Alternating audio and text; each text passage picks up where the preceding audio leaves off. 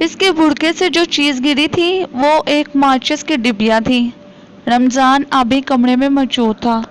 ناصر مرزا نے اس سے کہا، دیکھو کیا ہے اس میں؟ رمضان نے ماچس کی ڈبیا اٹھائی اور اسے کھولنے کی بجائے کان کے نزدیک لے جا کر بجائی، پھر بولا، سر 2-4 تیلیاں معلوم ہوتی ہیں، کھول کر دیکھو۔ رمضان نے ڈبیا کھولی۔ اس کا اندازہ صحیح تھا، اس میں صرف 2 تیلیاں تھیں۔ سر اس میں صرف 2 تیلیاں ہیں۔ رمضان نے کھلی ہوئی ماچس ناصر مرزا کی میز پر رکھتے ہوئے کہا۔ ناصر مرزا نے اس ماچس کو ہاتھ نہ لگایا، دور ہی سے نظر ڈالی اور پھر بولا، اسے بند کر کر اپنے پاس رکھ لو اور میرے لیے چائے بناؤ۔ جی سر، رمضان نے کہا اور ماچس کی ڈبیا اپنی جیب میں رکھ کر باہر نکل گیا۔ ناصر مرزا کی سمجھ میں نہ آیا کہ یہ ماچس اس کے بڑکے میں سے کس طرح گری۔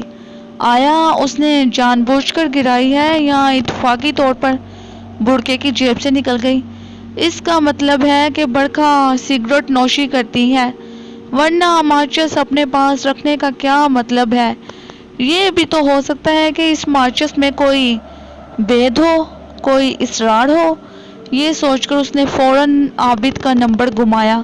سائیں وہ آپ کی دوست آئی تھی۔ نمبر ملتے ہی ناصر مرزا نے گفتگو شروع کی۔ میری دوست؟ عابد نے آواز پہچان کر کہا، پر میری دوست تم تک کیسے پہنچی؟ سائیں بڑی دھمکیاں دے کر گئی ہے، ناصر مرزا نے بتایا۔ بھائی کس کی بات کر رہے ہو؟ عابد نے پوچھا۔ عابد صاحب برکھا کی بات کر رہا ہوں، وہ ابھی یہاں سے گئی ہے۔ کیا کہہ رہی تھی؟ انہوں نے پوچھا۔ جان سے مارنے کی دھمکی دے کر گئی ہے۔ اس کے خیال میں ساحل عمر کو اس سے کوئی نہیں چھین سکتا۔ اچھا کس روپ میں تھی؟ اپنے ہی روپ میں تھی عابد صاحب، وہ 40-45 کی ایک پرکشش عورت ہے۔ اچھا پھر تو اس سے جلد ملاقات کرنا پڑے گی۔ وہ ہنسے۔ جاتے جاتے وہ ایک کام کر گئی ہے، پتہ نہیں یہ کام اس نے جان بوجھ کر کیا ہے یا انجانے میں۔ وہ کیا؟ اس کے جانے کے بعد ایک ماچس دروازے پر دکھائی دی جو یقیناً اس کے بڑکے سے گری۔ اچھا بڑکے میں تھی وہ؟ عابد نے حیرت ظاہر کی۔ نہ صرف بڑکے میں تھی بلکہ بڑی بہادری سے میرے کمرے میں گھس آئی۔ ماچس میں کیا ہے؟ انہوں نے پوچھا۔ صرف 2 تیلیاں، ناصر مرزا نے بتایا۔ اس ماچس کو اپنے پاس احتیاط سے رکھو، جلانے کی کوشش نہ کرنا اور پہلی فرصت میں اسے میرے پاس بھیجو۔ عابد نے ہدایت کی۔ کسے؟ برکھا کو؟ ناصر مرزا نے ہنس کر کہا۔ اے بھائی ماچس کو، وہ بولے۔ وہ میں خود لے کر حاضر ہوں گا، دفتر سے اٹھوں گا تو سیدھا آپ کے پاس آؤں گا۔ ٹھیک ہے، میں نے ساحل کے لیے ایک تعویذ تیار کیا ہے، وہ بھی دے دوں گا۔ ٹھیک ہے، باقی باتیں ملاقات پر۔ تم برکھا کی دھمکی کا اثر نہ لینا، میں اسے دیکھ لوں گا۔ انہوں نے تسلی دی۔ نہیں، ایسا ڈرنے والا نہیں ہوں میں، مجھے شکاری کہہ کر گئی ہے، پھر وہ یہ بات اچھی طرح جانتی ہوگی کہ میرا نشانہ کیسا ہے۔ اچھا اوکے، یہ کہہ کر انہوں نے ریسیور رکھ دیا۔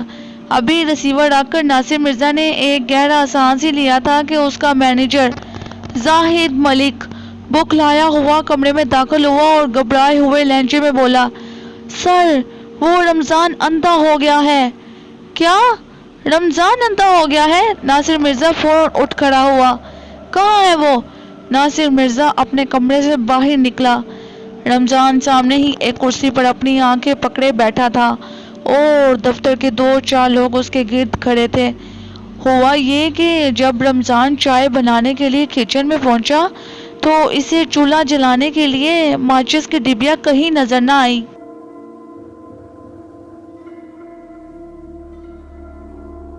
اس نے ماچس کی تلاش سے بچنے کے لیے اپنی جیب میں ہاتھ ڈالا۔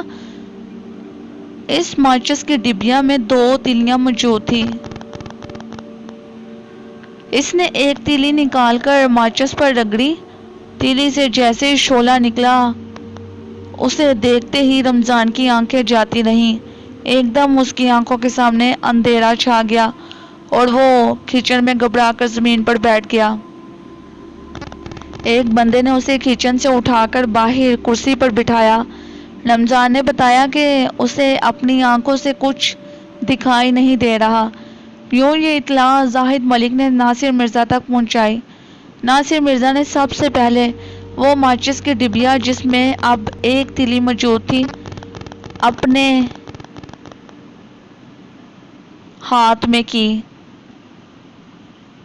اس کے بعد اس نے زاہد ملک کو ہدایت دی، رمضان کو میری گاڑی میں بٹھا کر فوراً ہسپتال لے جاؤ۔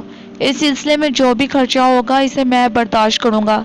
زاہد ملک اسے فوراً گاڑی میں بٹھا کر ہسپتال پہنچا۔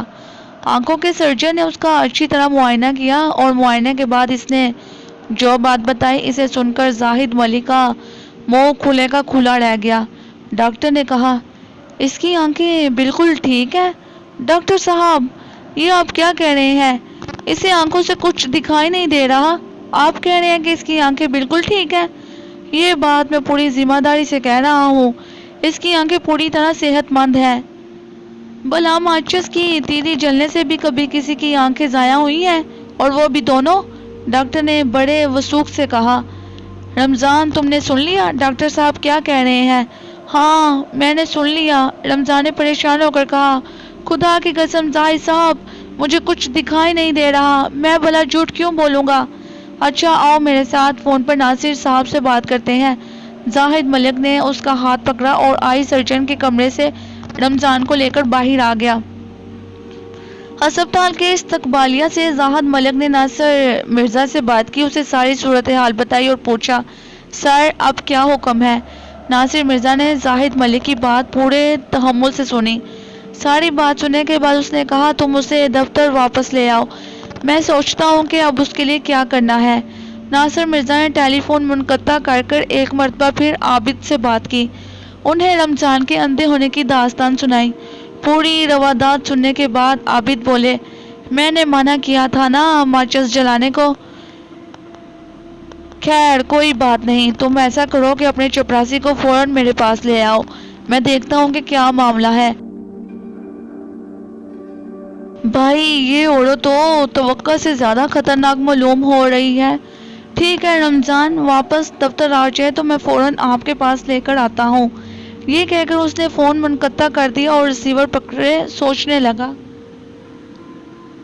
ناصر مرزا نے جنات، بھوت پریت، اسیب کے بہت واقعات سنے اور پڑھے تھے، ایک دو دیکھے بھی تھے، لیکن اس طرح کی کسی عورت سے اس کا واسطہ نہیں پڑا تھا۔ جادو کے بارے میں اس نے سنا ضرور تھا لیکن کوئی جادوگر دیکھا نہ تھا۔ اب واسطہ پڑا تو ایک عورت سے، ایک تو ساحرہ، اوپر سے حسین عورت تو ویسے کسی سحر سے کم نہیں ہوتی، اس کا جادو سر چڑھ کر بولتا ہے، لیکن یہ بڑکا تو چیز ہی دیگر تھی، وہ کالے علم میں بہت آگے تھی، وہ روح کی منتقلی کے فن سے بھی واقف تھی، وہ پکی شیطان تھی۔ کوئی ایک گھنٹے بعد وہ رمضان کو لے کر عابد کے دفتر پہنچ گیا۔ عابد نجوم پر ایک ماہ نامہ نکالتے تھے۔ رمضان کا ہاتھ پکڑ کر انہوں نے اپنے نزدیک کرسی پر بٹھا لیا، اس کی آنکھوں کو غور سے دیکھا، اس کی آنکھیں بظاہر بالکل ٹھیک تھیں، نہ کوئی سرخی تھی، نہ کوئی زخم تھا، اور نہ ہی آنکھوں میں کسی قسم کا درد تھا۔ ہاں رمضان، کیا ہوا تھا؟ انہوں نے پوچھا۔ سر جی، میں نے جیسے ہی تیلی جلائی، اس کے شعلے پر میری نظر پڑی تو ایک دم سے آنکھوں میں اندھیرا چھا گیا، رمضان نے بتایا۔ اب تمہیں کچھ نظر آ رہا ہے؟ جی بالکل نہیں، میری آنکھوں میں اب بھی گہرا اندھیرا اترا ہوا ہے، جیسے کسی نے آنکھوں پر کالی پٹی باندھ دی ہو۔ تم نے صحیح کہا رمضان، تمہاری آنکھوں پر واقعی کالا پردہ ڈال دیا گیا ہے، عابد نے کہا، پھر ناصر مرزا سے مخاطب ہو کر بولے، وہ ماچس کہاں ہے؟ یہ ہے۔ ناصر مرزا نے ماچس نکال کر ان کے سامنے میز پر رکھ دی۔ عابد نے ماچس کے ڈبیا سے وہ تیلی نکال کر بڑے غور سے دیکھی اور بولے، خوب آتش بازی ہے، یہ تیلی تو عام سی ہے، میرا مطلب ہے کہ بطور خاص بنائی ہوئی محسوس نہیں ہوتی۔ ہاں ٹھیک کہا تم نے، یہ تیلی کسی عام ماچس کی ہے، لیکن وہ عورت بڑی آتش باز ہے، کس طرح ماچس کی ڈبیا پھینک کر نکل گئی۔ یہ کہہ کر انہوں نے گھنٹی بجائی۔ ایک ادھیڑ عمر کا ملازم اندر آیا۔ عابد اس سے مخاطب ہو کر بولے، شوکت ایک گلاس میں پانی لاؤ۔ جی صاحب، یہ کہہ کر وہ کمرے سے باہر گیا اور ایک شفاف گلاس میں پانی لے آیا۔ عابد نے وہ گلاس اپنے سامنے رکھا اور دھیرے دھیرے کچھ پڑھنا شروع کیا۔ ماچس کی تیلی ان کے ہاتھ میں تھی اور ان کی نظریں تیلی پر۔ 2-4 منٹ کچھ پڑھ کر انہوں نے تیلی پر پھونک ماری اور اس کی مسالہ لگی سائیڈ پانی میں ڈال کر نکال لی۔ مسالہ گیلا ہو گیا۔ انہوں نے پھر پڑھنا شروع کیا۔ اس طرح انہوں نے 3 مرتبہ کچھ پڑھ کر تیلی پر پھونک ماری اور اسے پانی میں ڈبو کر نکال لیا۔ تیسری مرتبہ اس کا مسالہ چھوٹ کر میز پر گر گیا اور دیکھتے ہی دیکھتے پانی جیسا ہو گیا۔ تب انہوں نے گھنٹی بجا کر شوکت کو بلایا اور اس کے ہاتھ میں پانی سے بڑا گلاس دے کر کہا، رمضان کو باتھ روم میں لے جاؤ، اس پانی سے اس کی آنکھیں دھلواؤ۔ تم اس کے ہاتھ پر پانی ڈالتے جانا، یہ دھوتا جائے گا۔ شوکت نے رمضان کی طرف اشارہ کر کر کہا، آؤ بھائی، یہ اس طرح نہیں جا سکتا، اس کا ہاتھ تھام کر لے جاؤ۔ عابد نے ہدایت کی۔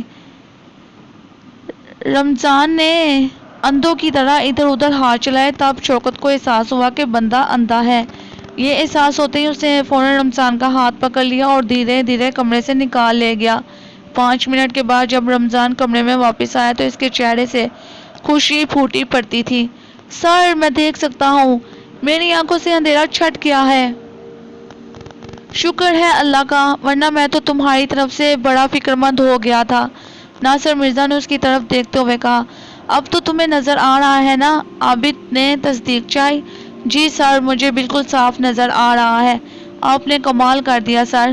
رمضان بڑی شکر گزاری سے عابد کو دیکھتا ہوا بولا، جاؤ عیش کرو، تم پر اللہ کا فضل ہو گیا، ورنہ اس شیطان نے تمہیں اندھا کرنے میں کوئی کسر نہ چھوڑی تھی۔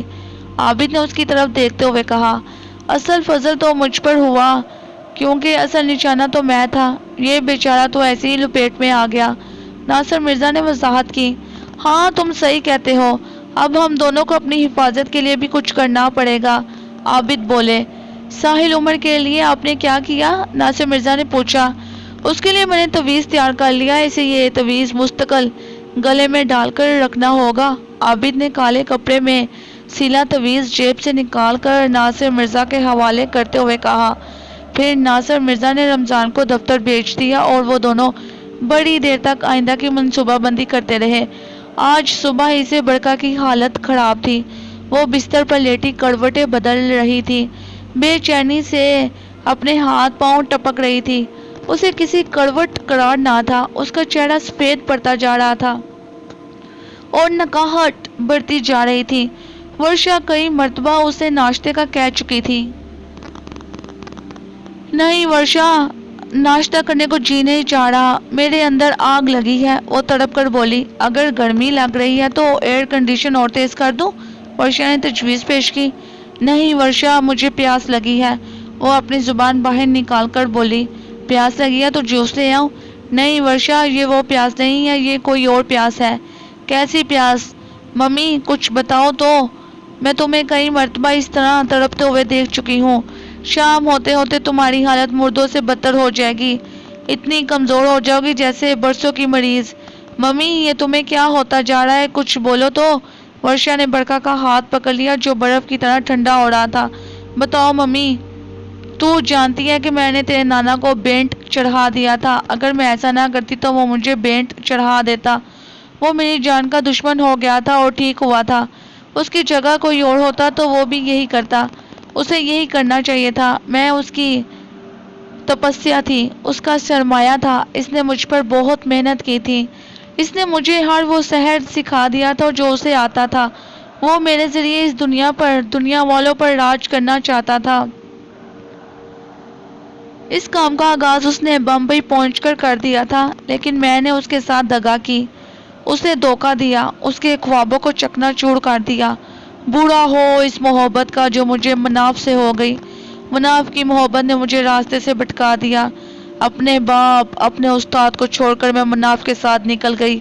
پھر سب سے بھیانک غلطی میں نے یہ کی کہ میں مسلمان ہو گئی، اور میں نے ان کاموں سے توبہ کر لی۔ جو لوگ اپنے راستے سے بھٹک جاتے ہیں، اپنا مسلک چھوڑ دیتے ہیں، ان کے ساتھ یہی ہونا چاہیے جو میرے ساتھ ہوا۔ میرا باپ مجھے سزا دینے آ پہنچا۔ یہ بات میں اچھی طرح جان گئی تھی کہ اب وہ مجھے کسی قیمت پر زندہ نہیں چھوڑے گا، اور میں کسی قیمت پر مرنا نہیں چاہتی تھی۔ میں اس کے مقابلے پر آ گئی، اس کا سکھایا پڑھایا اسی پر آزما ڈالا، اور اس طرح میں اسے بینٹ چڑھانے میں کامیاب ہو گئی۔ جو فائدہ وہ اٹھانا چاہتا تھا وہ فائدہ میں نے اٹھا لیا۔ مجھے اس بینٹ کے عوض بہت کچھ مل گیا۔ میرا قیمتی خون تو ضائع ہوا، لیکن مجھے ایک طاقت مل گئی، کالی طاقت۔ اب میں مسلمان نہ رہی، کافر ہو گئی، اپنے مسلک پر لوٹ آئی۔ مناف کو کچھ معلوم نہ ہو سکا کہ میں کیا سے کیا ہو گئی ہوں۔ جھوٹ، دھوکہ، فریب میرا مذہب بن گیا۔ سیدھے راستے سے لوگوں کو بھٹکانا میرا ایمان ہو گیا۔ پھر ایک دن مناف نے مجھ پر ہاتھ اٹھایا تو میرے اندر آگ بھڑک اٹھی۔ وہ میرے غصے کی لپیٹ میں آ گیا، اسے بھی میں نے بینٹ چڑھا دیا۔ اس طرح میرا قیمتی خون ایک مرتبہ پھر ضائع ہوا۔ وہ پیاس جو میرے اندر پہلے ہی بھڑک رہی تھی مزید بھڑک اٹھی۔ اس پیاس کو بجھانے کے لیے مجھے بڑے جتن کرنے پڑے ہیں۔ یوں سمجھو کہ مجھے خون کا سرطان ہو گیا ہے۔ جس طرح خون کے سرطان میں بار بار نئے اور تازہ خون کی ضرورت پڑتی ہے، بالکل ویسے جب میرے اندر پیاس بھڑکتی ہے تو یہ تازہ خون حاصل کیے بغیر نہیں بجھتی۔ آج میں نے تمہیں ساری بات اچھی طرح سمجھا دی ہے، پوری تفصیل بتا دی ہے۔ اب تمہیں اندازہ ہو گیا ہوگا کہ یہ کس قسم کی پیاس ہے۔ برکھا نے گہرا اور ٹھنڈا سانس لیا۔ پھر ممی تمہارے لیے تازہ خون کہاں سے آئے گا؟ ورشا فکر مند ہو کر بولی۔ آ جائے گا، تم پریشان مت ہو، میں انتظام کر لوں گی۔ برکھا نے خود کو سنبھالتے ہوئے کہا، تم ذرا واسم کو فون ملاؤ۔ ٹھیک ہے ممی۔ ورشا نے واسم کا نمبر ڈائل کر ریسیور برکھا کے ہاتھ میں تھما دیا۔ ادھر ابھی بیل ہو رہی تھی، پھر کسی نے فون اٹھا کر ہیلو کیا۔ ہاں واسم، میں بول رہی ہوں۔ برکھا نے اس کی آواز پہچان کر اپنی پہچان کروائی۔ جی برکھا جی، کیا حکم ہے میرے لیے؟ وہ فرما برداری سے بولا۔ آج سونا کو لے کر شکار پر جانا ہے، برکھا نے حکم دیا۔ جی ٹھیک ہے۔ سونا سے کہنا ذرا آنکھیں کھول کر کام کرے، تم اس کے آگے پیچھے رہنا تاکہ کسی قسم کی گڑبڑ ہونے پر معاملہ سنبھال سکو۔ اس سے کہنا کہ ذرا صحیح چیز کا انتخاب کرے، ٹھیک ہے؟ اچھا ذرا جلدی آنا، میری طبیعت ٹھیک نہیں ہے، سمجھ گئے نا میری بات؟ جی سمجھ گیا، ہم جلدی آنے کی کوشش کریں گے، شکار ملتے ہی ہم نکل آئیں گے، اس نے تسلی دی۔ ٹھیک ہے، اوکے۔ برکھا نے ریسیور ورشا کی طرف بڑھاتے ہوئے کہا، ممی آپ تھوڑا سا کچھ کھا لیں۔ ورشا نے ریسیور رکھتے ہوئے پوچھا۔ نہیں ورشا، میں کچھ نہیں کھا سکتی، اگر کھاؤں گی تو فوراً باہر آ جائے گا، مجھے رات تک انتظار کرنا پڑے گا۔ برکھا نے اپنی مجبوری ظاہر کی۔ جوس وغیرہ لے لیں، اس طرح تو نکاہٹ مزید بڑھ جائے گی۔ ورشا فکر مند تھی۔ نہیں جوس نہیں، ایسا کرو مجھے تھوڑا سا نمک ملا پانی دے دو، نمکین پانی کے علاوہ کچھ نہیں پیا جا سکتا، برکھا نے کہا۔ ممی مجھے نہیں معلوم کہ واسم کو آپ نے کس شکار پر بھیجا ہے اور وہ آپ کے لیے کیا انتظام کر کر لائے گا، لیکن میں سوچتی ہوں اگر کسی وجہ سے وہ انتظام نہ کر پایا تو پھر آپ رات کس طرح گزارے گی؟ ورشا ایسی بری باتیں منہ سے مت نکال، سونا بڑی کھلاڑی عورت ہے، وہ ضرور کچھ نہ کچھ کرے گی، اگر وہ کسی وجہ سے ناکام ہوگی تو پھر میرے پاس ایک اور راستہ ہے۔ یہ کہہ کر اس نے ورشا کو کچھ ایسی نگاہوں سے دیکھا کہ وہ سہم کر رہ گئی۔ آج چھٹی کا دن تھا، دن بھر خوب گرمی پڑی، شام ہوتے ہی موسم بہتر ہو گیا تھا، ٹھنڈی ہوا چلنے لگی تھی۔ کلفٹن پر اچھا خاصا راستہ پلے لینڈ کھچا کھچ بڑا ہوا تھا، لوگ اپنی فیملیز کے ساتھ آئے ہوئے تھے۔ انہی لوگوں میں سونا اور واسم بھی تھے۔ سونا سانولے رنگ کی اچھے نئے نقش کی عورت تھی، وہ زرد رنگ کی سرخ بارڈر والی کالی کاٹن کی ساڑی ہندوانہ سٹائل میں باندھے ہوئے تھی، اس کی پیشانی پر لال بندیاں اور مانگ میں سندور پڑا ہوا تھا۔ اسے پلین لینڈ میں گھومتے ہوئے 1 گھنٹہ ہو گیا تھا۔ واسم اس کے نزدیک ہی تھا، کبھی آگے کبھی پیچھے، کبھی دائیں کبھی بائیں، اور کبھی 2-4 قدم ساتھ بھی چل لیتا تھا۔ سونا بہت تیزی سے ادھر ادھر نظروں کے جال پھینک رہی تھی، لیکن اس کی مطلوبہ چیز ابھی تک نظروں میں نہیں آئی تھی۔ وہ ادھر سے ادھر گھومتی رہی، تب اچانک اس کی نظر ایک جھولے پر پڑی، وہ وہیں ٹھہر گئی۔ اتنے میں جھولے میں بیٹھی لڑکی اوپر چلی گئی۔ کچھ دیر کے بعد جب وہ نیچے آئی تو اس کی نظروں نے اس کا انتخاب کیا۔ سونا کو جھولے کے سامنے کھڑا دیکھ کر واسم بھی نزدیک رک گیا اور جھولے کی طرف دیکھنے لگا۔ وہ اندازہ نہ کر پایا کہ سونا نے کس لڑکی کا انتخاب کیا ہے۔ جھولے کے رکنے کے بعد فیملیز نے باہر آنا شروع کیا تو وہ اپنی منتخب کردہ لڑکی کے پیچھے ہو لی۔ وہ 7-8 افراد کی فیملی تھی۔ ان میں 4 لڑکیاں، 2 عورتیں، ایک جوان لڑکا اور ایک ادھیڑ عمر کا مرد تھا۔ وہ لڑکی ان میں سب سے چھوٹی تھی۔ اس کی عمر بمشکل 13-14 سال ہوگی۔ وہ بڑی پیاری سی لڑکی تھی، معصوم سی۔ سونا نے لڑکی کو دیکھتے ہی منتر پڑھنا شروع کر دیا۔ اب وہ موقع کی تلاش میں تھی۔ جیسے ہی رش میں لڑکی اپنی فیملی سے ذرا الگ ہوئی تو سونا نے آگے بڑھ کر بہت نرمی سے اس کا ہاتھ پکڑ لیا۔ لڑکی نے فوراً ہاتھ پکڑنے والی کو دیکھا۔ سونا نے پھونک مار کر اس کی آنکھوں میں آنکھیں ڈال دی اور اس کا ہاتھ دبا کر اپنی طرف کھینچا۔ آ جاؤ میرے ساتھ۔ وہ لڑکی یہ سن کر اس کے ساتھ کچھ اس طرح چل دی جیسے اپنی ماں کے ساتھ جا رہی ہو۔ وہ لڑکی بندش میں آ گئی تھی اور کسی سحر زدہ معمول کی طرح اس کے ساتھ چلی آ رہی تھی۔ واسم نے جب دیکھا کہ سونا نے شکار پکڑ لیا ہے تو وہ اس کے قریب آ کے بولا، سونا جلدی کرو، تو گیٹ سے نکل کر گاڑی سٹارٹ کر، میں اسے لا رہی ہوں۔ سونا نے اسے بھگایا۔ آؤ۔ وہ دونوں گیٹ سے باہر نکل آئے اور اندھیرے میں اس کی پچھلی نشست پر سونا نے اس لڑکی کو دھکیلا اور ہرجیانی انداز میں بولی، واسم بھگا گاڑی۔ واسم طوفانی انداز میں وہاں سے گاڑی نکال کر مین روڈ پر لے آیا۔ گاڑی میں اندھیرا تھا۔ اس لڑکی کو سونا نے اپنے قریب کر کے اس کا سر اپنے کندھے پر ٹکا لیا تھا۔ اس لڑکی پر نیم گشی طاری ہو چکی تھی۔ وہ آہستہ آہستہ اپنے ہوش کھوتی جا رہی تھی۔ وہ دونوں بہت خوش تھے۔ ایک تو شکار جلدی مل گیا تھا اور برکھا کے مطلب کا تھا۔ جب گاڑی برکھا کے گھر کے گیٹ پر پہنچی تو 10:30 بج رہے تھے۔ واسم نے مخصوص انداز میں گاڑی کا ہارن دیا۔ برکھا جو اب نڈال ہو چکی تھی، ہارن کی آواز سن کر ایک دم اس کے تن مردہ میں جان سی پڑ گئی۔ وہ خوش ہو کر بولی، وہ آ گئی۔ ممی میں جا کر گیٹ کھولوں؟ ورشا نے اجازت چاہی۔ ہاں جاؤ۔ برکھا نے اسے گیٹ کھولنے کی اجازت دے دی۔ ساتھ ہی یہ ہدایت بھی کر دی کہ تم گاڑی میں جھانکنے کی کوشش مت کرنا۔ گیٹ کھول کر واپس اپنے کمرے میں چلی جانا۔ آج سونا میرے ساتھ ہی رہے گی، البتہ واسم فوراً واپس چلا جائے گا۔ اس کے جانے کے بعد سونا خود ہی گیٹ بند کر لے گی۔ اچھا ممی، ورشا نے سعادت مندی سے کہا، میں گیٹ کھول کر اپنے کمرے میں چلی جاؤں گی۔ ورشا نے گیٹ کھولا تو گاڑی کی بجھی ہوئی ہیڈ لائٹس ایک دم آن ہو گئیں۔ ورشا کی آنکھیں چندیا گئیں۔ وہ فوراً ایک طرف ہو گئی۔ گاڑی تیزی سے اس کے برابر سے گزر گئی۔ ورشا باوجود کوشش کے کچھ دیکھ نہ پائی۔ گاڑی گھوم کر بنگلے کے پیچھے چلے گئی۔ ورشا نے گیٹ کھلا چھوڑ کر اپنے کمرے کا رخ کیا اور لائٹ جلا کر ایک رسالہ پڑھنے لگی۔ کچھ دیر کے بعد اس نے گاڑی واپس جانے کی آواز سنی۔ کسی نے گیٹ بند کر دیا تھا۔ اس کے بعد خاموشی چھا گئی۔ کچھ وقت گزرا تو ورشا نے رسالہ ایک طرف پھینک کر کمرے میں لائٹ آف کر دی اور سوچا کہ چپکے سے نکل کر ممی کے کمرے کی طرف جائے اور وہاں جا کر دیکھے کہ کیا ہو رہا ہے۔ ابھی وہ باہر نکلنے کا ارادہ کر ہی رہی تھی کہ باہر سے اس کے دروازے کے کنڈے کے بند ہونے کی آواز آئی۔ پھر یوں محسوس ہوا جیسے کسی نے کنڈا بند کر کر تالا ڈال دیا ہو۔ ورشا نے آگے بڑھ کر دروازے کو آہستہ سے ہلایا۔ دروازہ باہر سے بند تھا۔ وہ کھلتا کیسے؟ ورشا نے سوچا کہ دروازے کو باہر سے بند کر دینا ہی کافی تھا۔ کنڈے میں تالا ڈالنے کی کیا ضرورت تھی؟ وہ بند کنڈے کو اندر سے کسی قیمت پر نہیں کھول سکتی تھی۔ اس کمرے میں 2 دروازے تھے۔ ایک دروازہ ممی کے پرانے بیڈ روم میں کھلتا تھا۔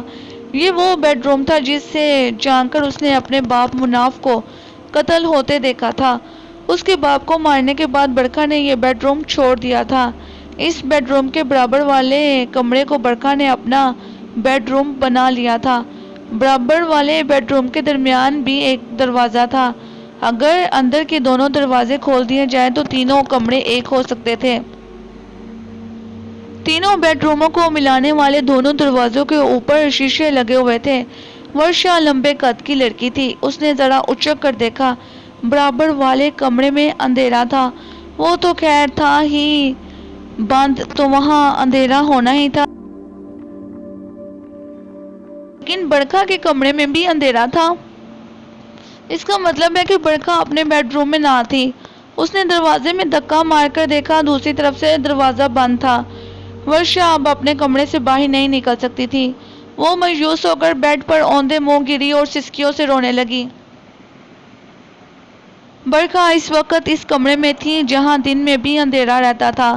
یہ کمرہ ایک طرح اس کا آپریشن تھیٹر تھا۔ وہ یہیں بیٹھ کر سارے عملیات کرتی تھی۔ یہیں اس کی پوجا کا کمرہ تھا۔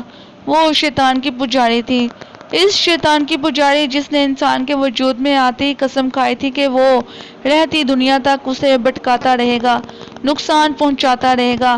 ایک زمانے میں وہ ہندو تھی۔ ہندو اس لیے تھی کہ اس کا باپ ہندو تھا، پھر وہ مسلمان ہوئی۔ مسلمان اس لیے ہوئی کہ اس کا شوہر مسلمان تھا۔ اب وہ مسلمان تھی نہ ہندو، اس کا کوئی مذہب نہ تھا۔ وہ اس دنیا کے سب سے بڑے طاغوت کی چیلی تھی، اس کی پجارن تھی، اس کی پیروکار تھی۔ وہ بدی کے دیوتا کی داسی تھی، وہ ابلیس کی غلام تھی۔ وہ ابلیس جو سدا سے انسان کا دشمن ہے، ایسے انسان کا جو اللہ کے بتائے ہوئے راستے پر چلتا ہو، ایسے انسان کو بھٹکا کر چھوڑ دینا اس کا محبوب مشغلہ ہے۔ انسان کے وجود میں نیکی بدی دونوں موجود ہوتی ہیں۔ جو شخص اللہ کی رسی مضبوطی سے تھام لیتا ہے، اس کی روح میں نیکی کی روشنی پھیل جاتی ہے اور بدی سمٹ کر اندھیرے میں گم ہو جاتی ہے۔ ایسے شخص کے پیچھے شیطان لگ جاتا ہے، وہ اس کی کمزوری تلاش کرتا ہے، پھر اس کی روح میں بجھی ہوئی بدی کی موم بتی کو گناہ کی دیا سلائی سے روشن کر دیتا ہے۔ گناہ میں بڑی کشش ہوتی ہے، انسان بڑی تیزی سے اس کی طرف لپکتا ہے۔ گناہ میں اگر کشش نہ ہو تو گناہ کون کرے، لیکن گناہ کر کر ہمیشہ دکھ پہنچتا ہے، آدمی غمگین ہو جاتا ہے، پچھتاتا ہے۔ جبکہ نیکی میں بظاہر کوئی کشش نہیں ہوتی، لیکن نیکی کر کر ہمیشہ سکھ پہنچتا ہے، آدمی کو سکون ملتا ہے، ایک سرخوشی سی اس پر چھا جاتی ہے۔ نیکی اللہ ہے اور بدی شیطان۔ شیطان کا ہاتھ پکڑنے والا ہزار آسائشوں کے باوجود دکھی رہتا ہے، بے چین رہتا ہے، ایک کرب میں مبتلا رہتا ہے، جبکہ اللہ کی رسی کو تھامنے والا ہزار دکھوں کے باوجود سکھی رہتا ہے، پرسکون رہتا ہے۔ اس کی روح پر اطمینان کی بارش برستی رہتی ہے، طاقت دونوں کو مل جاتی ہے، اس کو بھی جو نیکی کی راہ پر چلتا ہے اور اس کو بھی جو بدی کے راستے اپنا لیتا ہے۔ ہوا کے دوش پر دونوں آدمی اڑ سکتے ہیں، وہ بھی جس کے پاس اللہ کی بخشی ہوئی طاقت ہوگی اور وہ بھی جس کے پاس ابلیس کی دی ہوئی قوت ہوگی۔ فرق صرف نیتوں کا ہوتا ہے۔ روحانی آدمی سب کا دوست ہوتا ہے اور شیطانی آدمی سب کا دشمن ہوتا ہے۔ سب سے بڑا دشمن تو وہ خود اپنا ہوتا ہے۔ برکھا نے جو راستے اپنا لیے تھے، وہ راستے اسے اس زندگی کی طرف لے جا رہے تھے جہاں آگ ہی آگ تھی، لیکن اس آگ سے وہ انجان تھی۔ اس وقت تو اسے اس آگ کی فکر تھی جو اس کے لہو میں لگی تھی۔ لہو کی اس آگ کو بجھانے کے لیے تازہ خون کی ضرورت تھی، اور سونا اس کے لیے ایک دو بوتل خون نہیں بلکہ پورا بلڈ بینک اٹھا لائی تھی۔ اس وقت وہ اس عملیات والے کمرے میں تھی۔ اس کمرے میں صرف ایک موم بتی جل رہی تھی۔ وہ لڑکی اب مکمل طور پر بے ہوش ہو چکی تھی۔ وہ فرش پر لیٹی تھی۔ سونا کے ہاتھ میں ایک چمکتا ہوا نیا بلیڈ تھا۔ اس نے لڑکی کی کلائی میں بلیڈ سے ایک چیز لگایا، فوراً ہی سرخ سرخ خون ابل کر باہر آیا اور کلائی سے بہہ کر نیچے گرنے لگا۔ سونا نے اس کے ہاتھ کو ایک بڑے چینی کے سفید پیالے پر رکھ دیا۔ خون ٹپک کر اس پیالے میں بھرنے لگا۔ چوتھائی پیالہ بھر جانے پر اس نے یہ پیالہ برکھا کے سامنے رکھ دیا۔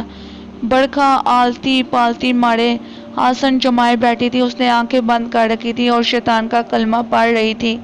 سونا نے کچھ بولے بغیر اسے آہستہ سے چھوا۔ اس نے فوراً آنکھیں کھول دی۔ اس نے سامنے پیالہ دے کر اپنا انگوٹھا خون میں ڈبویا اور اپنی زبان باہر نکال کر چند قطرے خون ٹپکایا اور زبان اندر کر کر خون کا ذائقہ چکھا۔ پھر چٹکارے لیتی ہوئی سونا کو بڑی طریفی نگاہوں سے دیکھا۔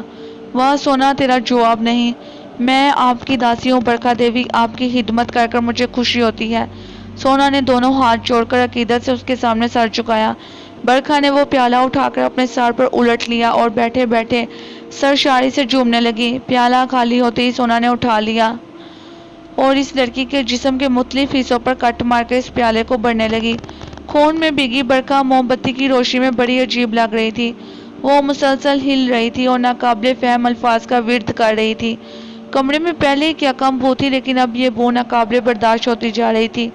یہ بو اس قدر اذیت ناک تھی کہ کوئی حساس انسان اس کو سونگھ لیتا تو فوراً بے ہوش ہو جاتا، لیکن ان دونوں پر اس بدبو کا کوئی اثر نہ تھا۔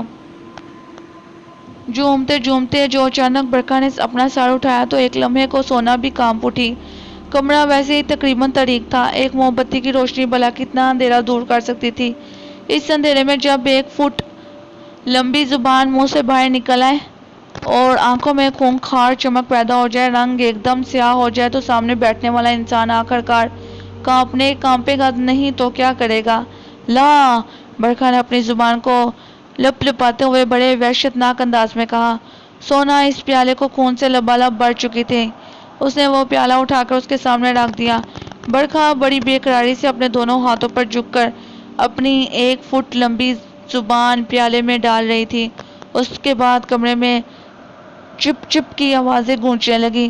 ورشا روتے روتے جانے کب سو گئی۔ صبح جب اس کی آنکھ کھلی تو دن کے 10 بج رہے تھے۔ وہ گھڑی پر نظر ڈالتی ہوئی جلدی سے اٹھ گئی۔ اسے بڑی شدت کی بھوک لگی تھی۔ وہ تیزی سے اٹھ کر دروازے کی طرف بڑھی۔ اپنی بھوک سے زیادہ اسے برکھا کے ناشتے کی فکر تھی۔ برکھا ٹھیک 8 بجے ناشتہ کرنے کی عادی تھی۔ ناشتے میں وہ 2-4 منٹ کی دیر بھی برداشت نہیں کرتی تھی، ورشا کو ڈانٹ دیتی تھی۔ اس وقت تو 10 بج رہے تھے، جانے برکھا کا غصے میں کیا حال ہوگا۔ دروازے کے قریب پہنچ کر جب اس نے دروازہ کھولنا چاہا تو وہ نہیں کھلا۔ اس نے اطمینان کا سانس لیا۔ اب اس دیر میں اس کا کوئی قصور نہیں تھا، وہ بند دروازے سے باہر نہیں نکل سکتی تھی۔ پھر اسے یاد آیا کہ برکھا نے کہا تھا کہ سونا آج رات یہیں رہے گی، اس لیے برکھا کو اس کی ضرورت نہیں پڑی۔ سونا نے ناشتہ بنا کر دے دیا ہوگا۔ اب اسے اپنی بھوک کا احساس ہوا۔ اس نے دروازے کو زور سے جھنجھوڑا، کئی مرتبہ پیٹا، مگر کوئی شنوائی نہیں ہوئی۔ وہ تھک کر بیڈ پر بیٹھ گئی اور دروازے کو تکنے لگی۔ کوئی 11 بجے کے قریب دروازے پر کڑکڑاہٹ ہوئی۔ وہ اٹھ کر دروازے کی طرف بڑھی۔ دروازے کے نزدیک پہنچی تو وہ اس وقت کھل چکا تھا۔ وہ دروازے پر کھڑی تھی اور ورشا اسے دیکھ کر ساکت ہو گئی۔ اسے دیکھ کر ورشا کو ساکت تو ہو ہی جانا تھا۔ دروازے پر برکھا کھڑی تھی۔ وہ سرخ ساڑی باندھے ہوئے تھی اور شعلہ جوالا بنی ہوئی تھی۔ یہ وہ برکھا نہ تھی جس کا چہرہ کل زرد پڑ چکا تھا اور کمزوری کے مارے اٹھنا محال تھا۔ اس وقت تو وہ بڑی چاق و چوبند تھی۔ چہرے پر بغیر میک اپ کی سرخی پھیلی ہوئی تھی۔ چہرہ ایک دم فریش تھا۔ بال سلیقے سے بندھے ہوئے تھے اور اس میں چنبیلی کے پھول گندے ہوئے تھے۔ ہونٹوں پر تر و تازہ مسکراہٹ پھیلی تھی۔ اتنی خوبصورت تو اس نے اپنی ماں کو کبھی نہ دیکھا تھا۔ اگر وہ اسے دیکھ کر ساکت رہ گئی تھی تو حق بن جانب تھی۔ برکھا ورشا کو دیکھتے ہی اپنی باہیں پھیلا کر اس کی طرف بڑھی۔ اس نے ورشا کو اپنی باہوں میں لے لیا اور بڑے پیار بڑے لہجے میں بولی، میری جان۔ اس کی باہوں میں جاتی ورشا کا دماغ بکس سے اڑ گیا۔ وہ کسمسا کر جلدی سے اس سے الگ ہو گئی۔ برکھا سمجھی کہ وہ ناراضگی کے اظہار کے لیے اس سے الگ ہوئی ہے۔ ایسا نہ تھا، اصل میں برکھا کے جسم سے شدید بو آ رہی تھی۔ میری جان ناراض ہو؟ برکھا نے نرم لہجے میں پوچھا۔ نہیں ممی، اس نے سپاٹ انداز میں جواب دیا۔ ورشا، دروازے پر تالا میں نے ڈلوایا تھا۔ ایسا میں نے تمہاری بھلائی کے لیے کیا تھا۔ آؤ میرے ساتھ آؤ، میں آج اپنی بیٹی کے لیے خود ناشتہ بناؤں گی، برکھا نے بڑے پیار بڑے لہجے میں کہا۔ نہیں ممی، کوئی بات نہیں، میں جانتی ہوں آپ جو کرتی ہیں میری بھلائی کے لیے ہی کرتی ہیں۔ برکھا نے اسے ترچھی نظروں سے دیکھا اور قدرے لہجہ بدل کر بولی، مجھ پر طنز کر رہی ہو؟ نہیں ممی، میں بھلا ایسی جسارت کیسے کر سکتی ہوں؟ ورشا نے نظریں جھکا کر کہا۔ ہاں ورشا، کبھی ایسی کوشش بھی نہ کرنا۔ برکھا کے لہجے میں تنبیہ آ گئی تھی۔ ورشا نے کوئی جواب نہ دیا۔ اچھا آؤ میرے ساتھ ناشتہ تو کر لو، پھر مجھے باہر جانا ہے۔ یہ کہہ کر برکھا نے اس کا ہاتھ پکڑا، اسے ڈرائنگ روم کی طرف لے چلی۔ وہ صادق مرزا نے چلتے چلتے پلٹ کر پوچھا، ارے بھائی، روزی سے پوچھو اس نے آئس کریم یہی کھانی ہے یا باہر چل کر کھائے گی؟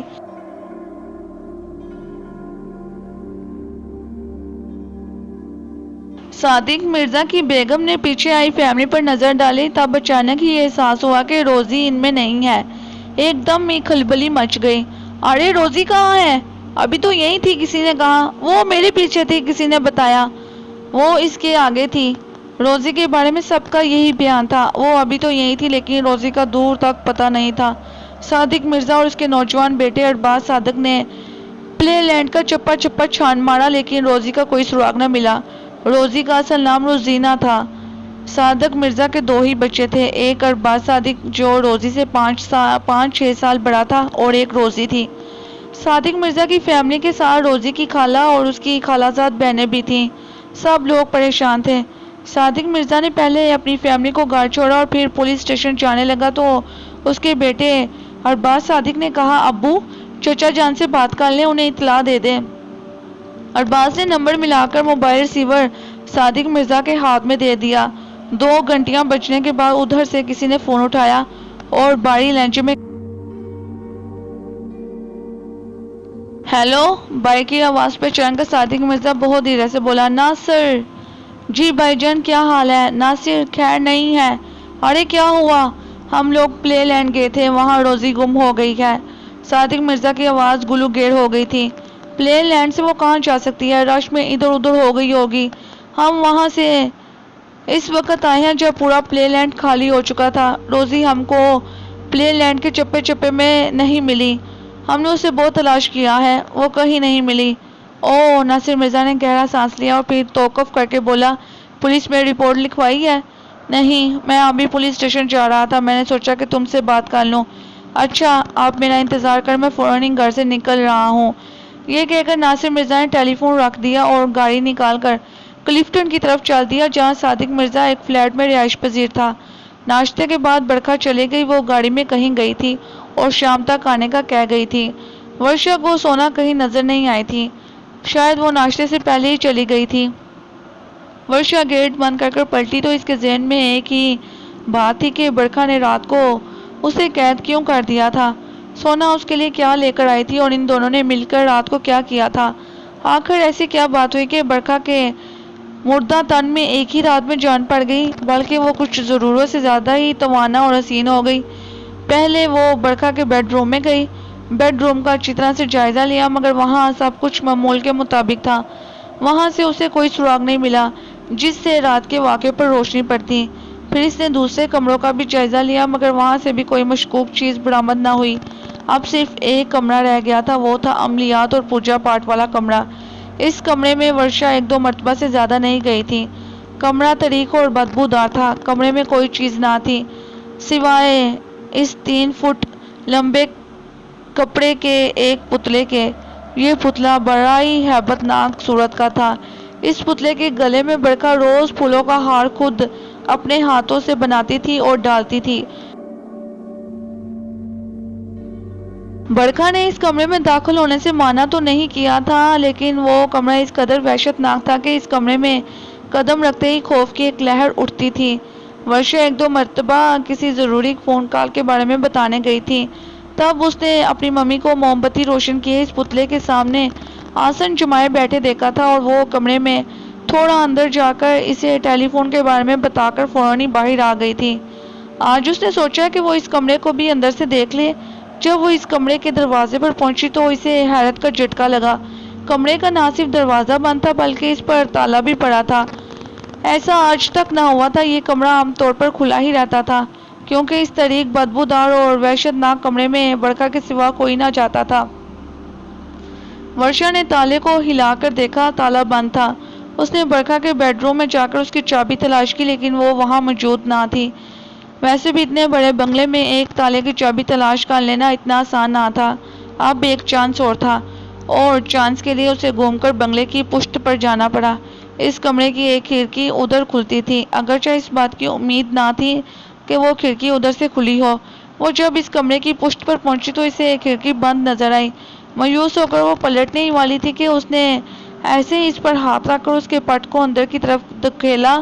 پٹ تھوڑا سا اندر ہو گیا لیکن کھلا نہیں۔ تب اسے احساس ہوا کہ کھڑکی اندر سے بند نہیں ہے بلکہ اس کا پٹ سختی سے بند ہے۔ اس نے ایک زور کا دھکا مارا، تب پٹ کھل گیا۔ یہ کھڑکی فرش سے 2-2.5 فٹ اونچی تھی۔ وہ اس کھڑکی کے ذریعے بآسانی اندر جا سکتی تھی۔ اس نے کھڑکی کے دونوں پٹ دھکا دے کر کھول دیے اور چند لمحے انتظار کیا۔ اسے اندر سے کوئی آہٹ سنائی نہ دی، البتہ بدبو کا بھبکا ضرور آیا تھا۔ اس نے اپنی ناک پر دوپٹہ باندھ لیا اور کھڑکی میں کھڑے ہو کر اندر دیکھنے لگی۔ کچھ دیر بعد جب اس کی آنکھیں اندھیرے میں دیکھنے کے قابل ہوئی تو اس نے کمرے کے عین درمیان کسی کو لیٹا ہوا پایا۔ تب اس نے کھڑکی کی چوکھٹ پر پیر رکھا اور اندر کود گئی۔ ورشا نے کھڑکی سے آتی روشنی میں دیکھا کہ وہ ایک 13-14 برس کی لڑکی ہے جو بے ہوش ہے اور اس کے جسم پر جگہ جگہ بے شمار زخموں کے نشان ہیں، جیسے اس کے جسم پر کسی تیز دھار کی چیز سے کٹ لگائے ہوں۔ اس لڑکی کے کپڑے اس کے جسم پر پڑے ہوئے تھے، وہ پہنے ہوئے کچھ نہ تھی۔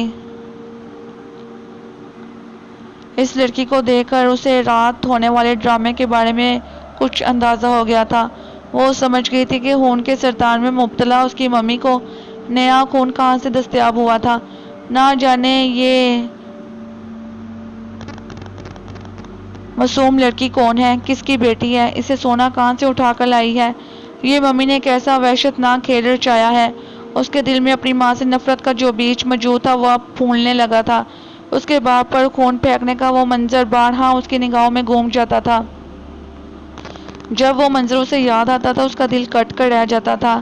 ایک نفرت سی محسوس ہونے لگی تھی، لیکن یہ نفرت لمحاتی ہوتی۔ جیسے ہی برکھا اس کے سامنے آتی وہ سب کچھ بھول جاتی، اس کے دل سے ہر نفرت نکل جاتی۔ اس لڑکی کو دیکھ کر نفرت کے سانپ نے پھر سر ابھارا تھا اور وہ ابھی سوچ ہی رہی تھی کہ کیا کرے۔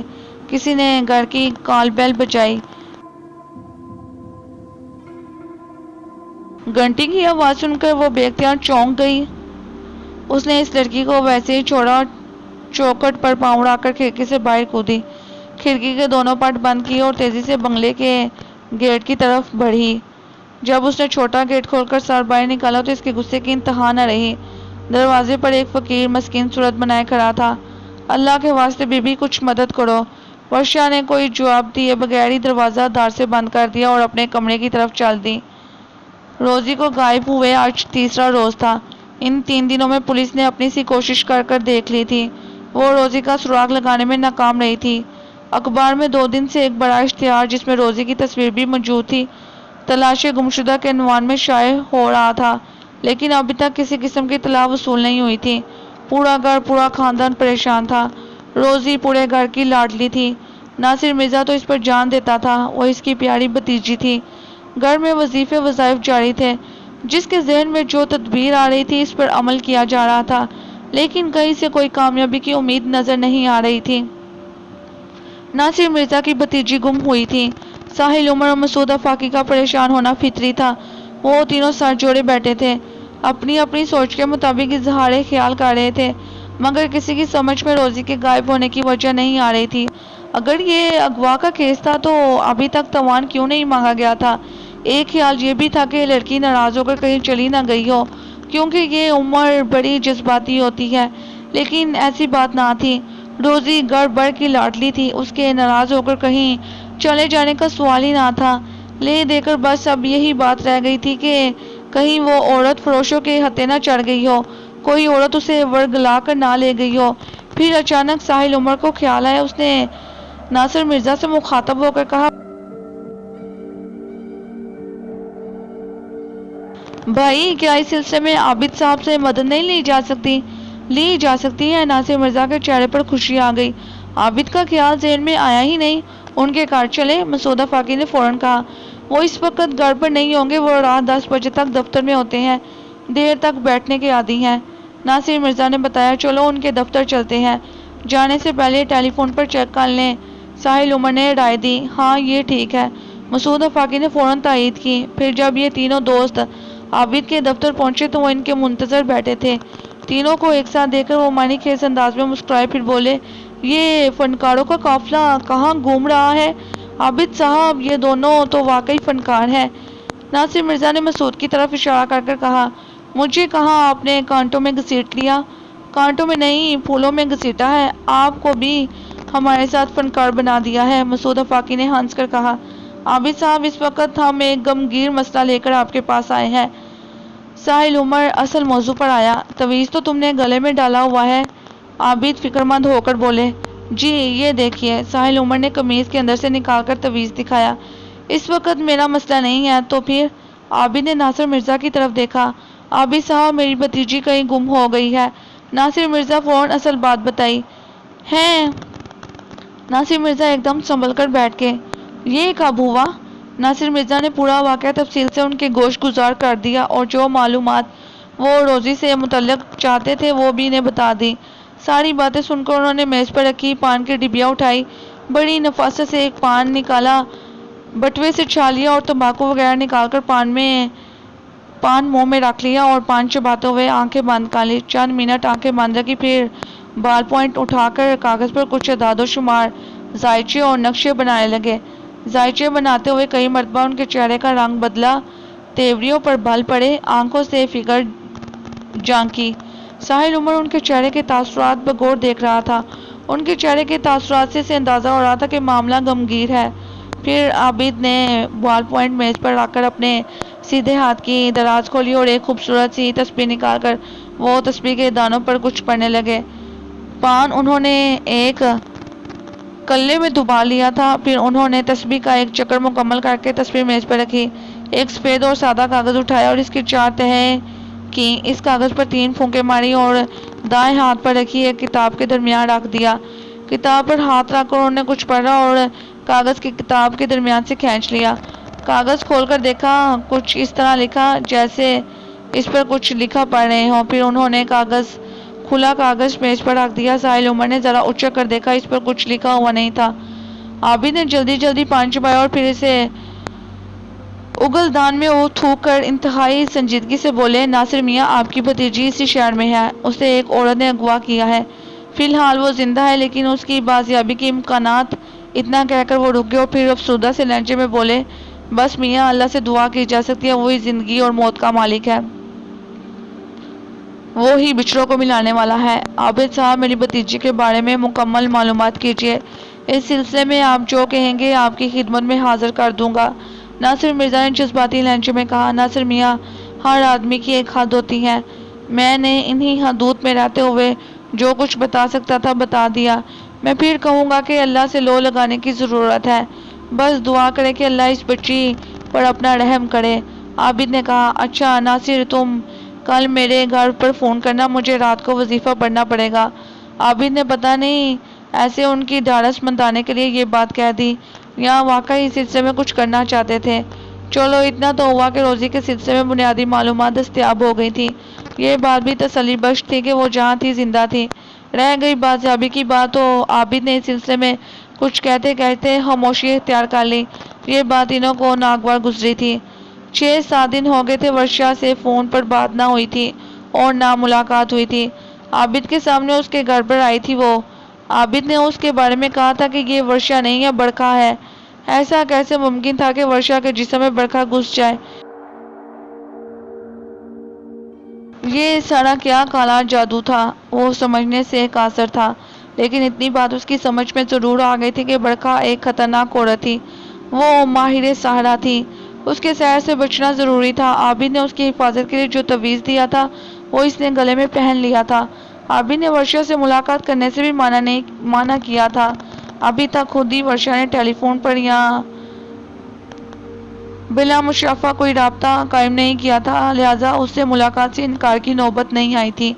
वैसे भी वो सोचता था कि अगर इनकार करने की नौबत आई तो वो क्या इनकार कर सकेगा, वो इससे क्या कह सकेगा। अब वो इससे नहीं मिलेगा, ये सुनकर क्या वो खामोशी से टेलीफोन बंद कर देगी या पलट कर पूछेगी कि मेरे रंजन, ऐसा मुझसे क्या कसूर हुआ कि तड़के ताल्लुक पर उतर आए?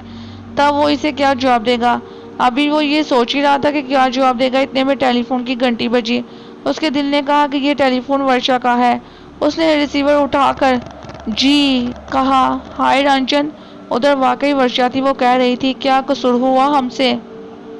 कुछ नहीं, साहिल उमर ने जवाब दिया। फिर इतने दिन हो गए, ना फ़ोन करते हो ना मिलते हो, उसने शिकायत की। वर्षा, एक बात पूछूं? देखो सच बताना, 6-7 दिन पहले जब तुम आई थी फिर फ़ौरन वापस क्यों चले गई थी? रंजन, कैसी बातें कर रहे हो? मैं 7 दिन पहले तुम्हारे घर कब आई? میں تو تمہارے گھر نہیں آئی، ورشا نے پورے یقین سے کہا۔ تو پھر وہ کون تھا؟ تم ہی تو تھی۔ تم بھول رہی ہو، یاد کرو تم نے میز پر سے اٹھا کر کیا پیا تھا۔ رنجن تم یہ کیا کہہ رہے ہو؟ میں تمہارے گھر آئی ہی نہیں۔ تو پھر پینے کا سوال کیسا؟ تمہیں ضرور کوئی غلط فہمی ہوئی ہے۔ کیا تم ساری بات مجھے تفصیل سے بتانا پسند کرو گے؟ ہاں کیوں نہیں؟ ساحل عمر نے یہ کہہ کر اس دن کی پوری روداد اس کے گوش گزار کر دی۔ ساری روداد سن کر وہ بڑی حیرت زدہ ہوئی، پھر ایک دم اس پر اداسی چھا گئی۔ چند لمحے خاموش رہی، گہرا سانس لینے کی آواز آئی اور پھر ایک دم مڑے ہوئے لہجے میں بولی، مجھے نہیں معلوم کہ یہ سب کیا ہے، مجھے کچھ یاد نہیں۔ چلو چھوڑو، اس مسئلے کو بھول جاؤ اور سناؤ۔ اس نے موضوع بدلا۔ بس کیا سناؤں؟ اس کے لہجے میں الجھن تھی۔ دماغ معاف ہوتا جا رہا ہے۔ کیا ہوا؟ وہ چونک کر بولی، بھائی وہ ہمارے ایک دوست ہے ناصر مرزا، 3 دن سے ان کی بھتیجی غائب ہے۔ کتنی بڑی ہے؟ کیسے غائب ہوئی؟ ان کے بھائی اپنی فیملی کے ساتھ کلفٹن کے پلے لینڈ گھومنے گئے تھے، بس وہیں سے وہ غائب ہو گئی۔ پولیس ڈھونڈ رہی ہے، اخبار میں اشتہار آ رہا ہے، لیکن اس کا کوئی پتہ نہیں چلا پا رہا۔ 13-14 سال کی لڑکی ہے اور اکلوتی بچی ہے، ساحل عمر نے بتایا۔ اوہ، بڑا افسوس ہوا یہ سن کر۔ اس نے افسردگی سے کہا، کسی اخبار میں اشتہار ہے؟ میں دیکھوں گی۔ اس میں اس کی تصویر بھی ہوگی۔ انگریزی اردو کے تمام بڑے اخباروں میں یہ اشتہار موجود ہے، تصویر بھی ساتھ ہے۔ بڑی پیاری بچی ہے ورشا، دعا کرو وہ بچی مل جائے۔ وہ بھلا کیا دعا کرتی؟ وہ دعا کرنے کے قابل کہاں رہی تھی؟ ساحل عمر کی باتوں نے اسے خاصا الجھا دیا تھا۔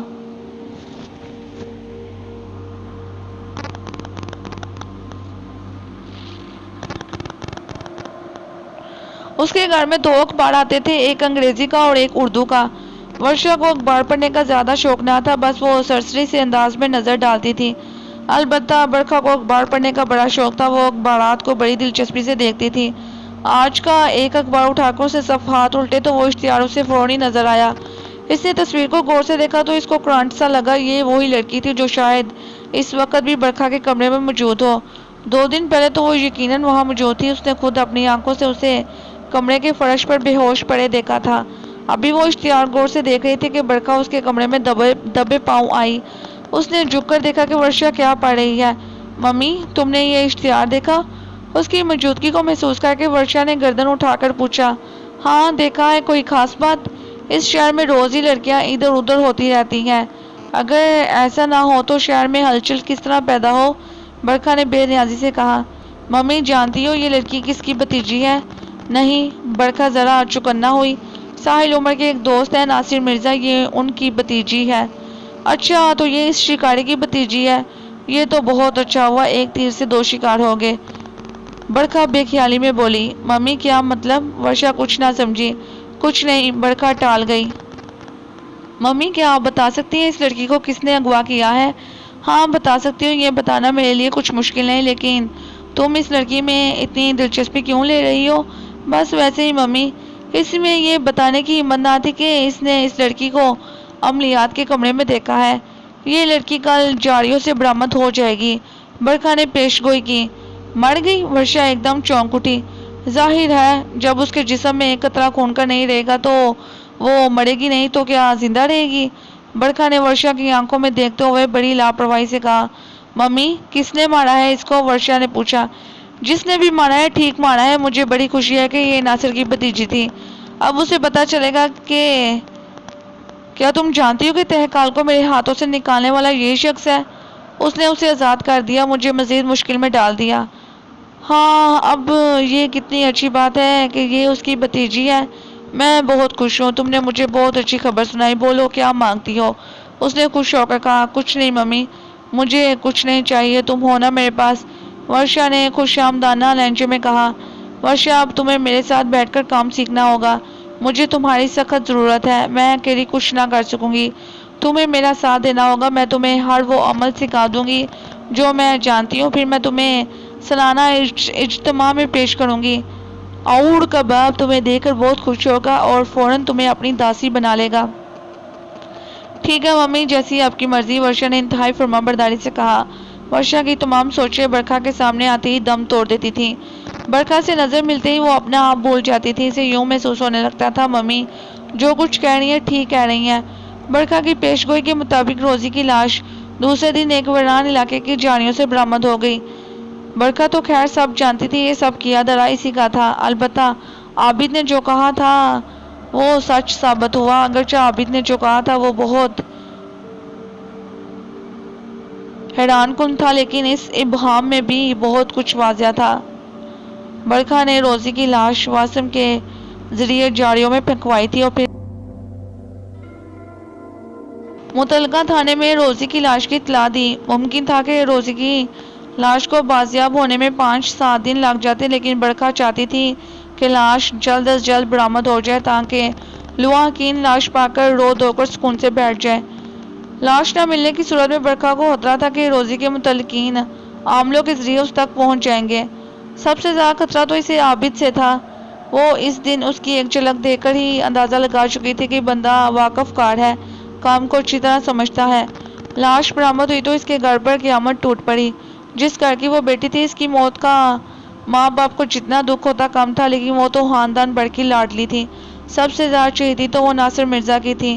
اس کی لاش دیکھ کر وہ چند لمحوں کو ساکت رہ گیا، دل سے درد کی ایک لہر اٹھی۔ پوسٹ مارٹم کی رپورٹ کے مطابق اسے کسی تیز دھار آلے سے بے پناہ تشدد کا نشانہ بنایا گیا تھا۔ اس کے جسم پر جگہ جگہ زخموں کے نشان تھے۔ جسم سے بے پناہ خون بہہ جانے کی وجہ سے اس کی موت واقع ہوئی۔ ناصر مرزا کا بس چلتا اسے یہ معلوم ہو جاتا ہے کہ اس درندے نے اس کی بھتیجی کی یہ حالت بنائی ہے تو وہ اس سے کئی زیادہ اذیت دے کر اسے مار ڈالتا۔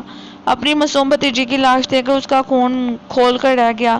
اس نے دل ہی دل میں طے کیا کہ وہ قاتل کا ہر ممکن طریقے سے پتہ لگانے کی کوشش کرے گا۔ پولیس سے تو کسی قسم کی امید رکھنا فضول ہی تھا۔ اگر کوئی شخص روزی کی لاش سے متعلق فون نہ کرتا تو پولیس تو اس کی لاش بھی برآمد نہ کر سکتی تھی۔ قاتل کا پتہ لگانا تو بہت دور کی بات ہے۔ ناصر مرزا کا ذہن بار بار عابد کی طرف جاتا تھا۔ ممکن ہے وہ اس سلسلے میں کچھ مدد کر سکے۔ ویسے اس سے زیادہ امیدیں وابستہ نہیں کی جا سکتی تھی کیونکہ وہ روزی کی گمشدگی کے بارے میں بھی زیادہ واضح جواب نہ دے سکا تھا۔ پھر بھی اس نے سوچا تھا کہ وہ ایک مرتبہ اس سلسلے میں عابد سے بات ضرور کرے گا۔ روزی کی لاش ابھی گھر پر موجود تھی، مگر ناصر مرزا کے غصے اور بے قراری کا یہ عالم تھا کہ وہ روزی کی تدفین کا بھی انتظار نہ کر سکا۔ اس نے اسی وقت عابد کو فون کر دیا۔ اس کا فون کرنا بہتر ہی ثابت ہوا کیونکہ عابد نے ساری بات سن کر جس چیز کی فرمائش کی تھی، اگر روزی کی تدفین ہو جاتی تو اس چیز کا معائنہ کرنا ناممکن ہی تھا۔ اس وقت روزی کو غسل دیا جا رہا تھا۔ ناصر مرزا نے اپنی بھابھی کو بلا کر روزی کا ایک بال لانے کی ہدایت کی۔ بھابھی نے اپنی بیٹی کا ایک بال ناصر مرزا کے حوالے کر دیا۔ ناصر مرزا نے اس بال کو ایک کاغذ میں لپیٹ کر بہت احتیاط سے اپنی جیب میں رکھ لیا۔ اب یہی بال عابد کے سامنے رکھا ہوا تھا۔ اس وقت رات کے 2 بج رہے تھے۔ گھر کے تمام لوگ سو چکے تھے مگر وہ اپنے کمرے میں بیٹھے وظیفے میں مصروف تھے۔ 2:30 بجے تک وہ وظیفے میں مصروف رہے۔ وظیفے سے فارغ ہو کر انہوں نے روزی کے بال کو اپنے بائیں ہاتھ کی چٹکی میں اٹھایا اور دائیں ہاتھ سے لائٹر جلا کر بال کو آگ دکھا دی۔ بال نے فوراً ہی آگ پکڑ لی، وہ آنن فنن جل گیا۔ بال جلتے ہی عابد کی سماعت میں ایک نام گونجا۔ اس نام کو 3 بار بہت صاف لہجے میں دہرایا گیا تھا، برکھا، برکھا، برکھا۔ اس نام کو سن کر عابد حیرت زدہ رہ گئے۔ روزی کی قاتل اور برکھا، انہوں نے حیران ہو کر خود کلامی کی۔ اپنے وظیفے کی کامیابی پر وہ بہت خوش تھے، اگرچہ انہیں امید نہ تھی کہ وہ قاتل کا نام پتہ لگانے میں کامیاب ہو جائیں گے۔ اوپر والے کی مہربانی سے وہ کامیاب ہو گئے تھے۔ انہوں نے سوچا کہ اس بات کی اطلاع فوری طور پر ناصر مرزا کو دے دی جائے۔ اگرچہ یہ فون کرنے کا وقت نہ تھا، ضروری نہیں تھا کہ ادھر سے ناصر مرزا ضرور فون اٹھا لے گا، لیکن وہ اپنی کامیابی پر اس قدر خوش تھے کہ اس راز کو فوراً اصل بندے تک منتقل کرنا چاہتے تھے۔ انہوں نے سوچا کہ فون پر ٹرائی کر دیکھ لینے میں کیا حرج ہے۔ ابھی فون کی دوسری گھنٹی بھی پورے طور پر نہ بج پائی تھی کہ ناصر مرزا نے فون اٹھا لیا۔ وہ اس وقت جاگ رہا تھا اور اپنے اسٹڈی روم میں تھا۔ اس وقت اس کے ہاتھ میں وظائف کی ایک بہت پرانی کتاب تھی۔ یہ اس کے دادا کے زمانے کی کتاب تھی۔ وہ اس کتاب کا مطالعہ کر رہا تھا۔ اس کا ارادہ تھا کہ اگر عابد اس سلسلے میں کچھ نہ کر پایا تو وہ خود کوشش کر دیکھے گا۔ ہیلو، ناصر مرزا غمگین آواز میں بولا۔ ناصر میاں عابد بول رہا ہوں۔ جی عابد صاحب، آپ نے اس وقت فون کیا تو یقیناً آپ کو اس سلسلے میں کامیابی حاصل ہوئی ہوگی۔ ناصر مرزا نے بے قراری سے پوچھا۔ ہاں، میں کامیاب ہو گیا ہوں۔ تم قاتل کا نام سنو گے تو اچھل پڑو گے۔ ہیں کیا میں اسے جانتا ہوں؟ نہ صرف جانتے ہو بلکہ اسے دیکھ بھی چکے ہو۔ فوراً آپ اس کا نام بتائیے، میں اس کا خون پی جاؤں گا۔ ویسے وہ ہے بھی اس قابل کہ اس کا خون پی لیا جائے۔ عابد جذباتی ہو کر بولے، روزی کو قتل کرنے والی کا نام برکھا ہے۔ برکھا؟ اس نام کو سن کر وہ واقعی حیرت سے اچھل پڑا۔ یہ عورت آخر چاہتی کیا ہے؟ یہ ہمارے پیچھے کیوں پڑ گئی ہے؟ میں اسے چھوڑوں گا نہیں۔ ناصر میاں، وہ عورت بہت خطرناک ہے، کوئی جذباتی قدم نہ اٹھا لینا۔ اس کا حساب کتاب بہت سوچ سمجھ کر کرنا ہوگا۔ کل تم میرے دفتر آ جاؤ، وہاں اطمینان سے بیٹھ کر اس سلسلے میں کوئی لائحہ عمل طے کریں گے، ٹھیک ہے؟ جی ٹھیک ہے، میں کل آپ کے دفتر آ جاؤں گا۔ برکھا نے آج واسم کو صبح ہی طلب کر لیا تھا۔ وہ کافی دیر سے ڈرائنگ روم میں بیٹھا ہوا تھا اور برکھا اپنے کمرہ خاص میں براجمان تھی۔ کوئی 11 بجے کے قریب وہ اپنے کمرہ خاص سے برآمد ہوئی۔ اس کے ہاتھ میں ایک موتیے کا تر و تازہ ہار اور مٹھائی کا ڈبہ تھا۔ وہ ان دونوں چیزوں کو لے کر ڈرائنگ روم میں داخل ہوئی تو واسم برکھا کو دیکھتے ہی اٹھ کھڑا ہوا۔ بیٹھو واسم۔ برکھا نے اپنی تیز چمکیلی آنکھوں سے اسے دیکھا۔ جی برکھا دیوی، وہ فرما برداری سے بولا۔ برکھا نے دونوں چیزیں اس کے حوالے کر کے اچھی طرح سمجھا دیا کہ کیا کرنا ہے اور کیسے کرنا ہے۔ واسم نے وہ ہار بہت احتیاط سے کاغذ میں لپیٹ لیا، پھر دونوں چیزیں لے کر برکھا کے بنگلے سے نکل آیا۔ اس نے اپنی گاڑی کا رخ چائے واردات کی طرف موڑ دیا۔ مطلوبہ جگہ پہنچ کر اس نے گاڑی بلڈنگ کے نیچے پارک کی اور وہ دونوں چیزیں اٹھا کر اس بلڈنگ کی سیڑھی تک سیڑھیاں چڑھنے لگا۔ اس بلڈنگ کے دوسرے فلور پر عابد کا دفتر تھا۔ اس وقت 11:30 بجے تھے اور وہ ابھی عابد دفتر آئے تھے۔ دفتر کا ملازم شوکت کرسی ڈالے کمرے کے باہر بیٹھا تھا۔ واسم نے ایک نظر شوکت پر ڈالی اور کمرہ کھلا دیکھ کر وہ سیدھا کمرے میں داخل ہو گیا۔